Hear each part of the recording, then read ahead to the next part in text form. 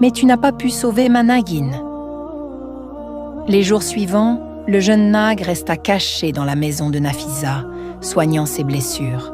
Chaque nuit, il lui racontait des bribes de son passé, révélant l'histoire tragique de sa bien-aimée Rupa, enlevée et tuée par ses ennemis.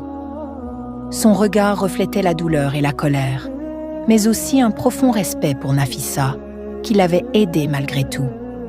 Nafisa, bien qu'effrayée par sa vraie nature, commença à ressentir de la compassion et même de l'affection pour lui.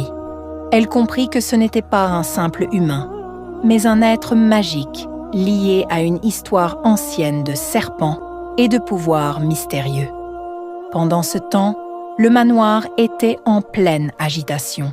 Les serviteurs et la maîtresse étaient préoccupés par le serpent magique encore en liberté et le village attendait l'arrivée du Sapera pour le localiser. Mais le jeune Nag, plus fort et plus rusé qu'on ne l'imaginait, restait insaisissable et chaque tentative de capture échouait. Un soir, alors que Nafisa cousait dans sa chambre, le jeune Nag apparut à nouveau. Il murmura « Bientôt, mon ennemi viendra pour achever sa vengeance. Je dois partir pour le confronter, mais je reviendrai. » Avant qu'il ne disparaisse, il lui dit « Tu es courageuse et pure de cœur, Nafisa. Grâce à toi, j'ai retrouvé un peu de paix. » Le lendemain, le village fut témoin d'une bataille incroyable. Le jeune Nag affronta ses ennemis, utilisant ses pouvoirs mystiques pour les vaincre sans blesser les innocents. La rumeur de sa puissance se répandit rapidement, et même le Sapera reconnut sa bravoure et sa force. Après cette confrontation, le jeune Nag revint à Nafisa. Il était épuisé, mais victorieux.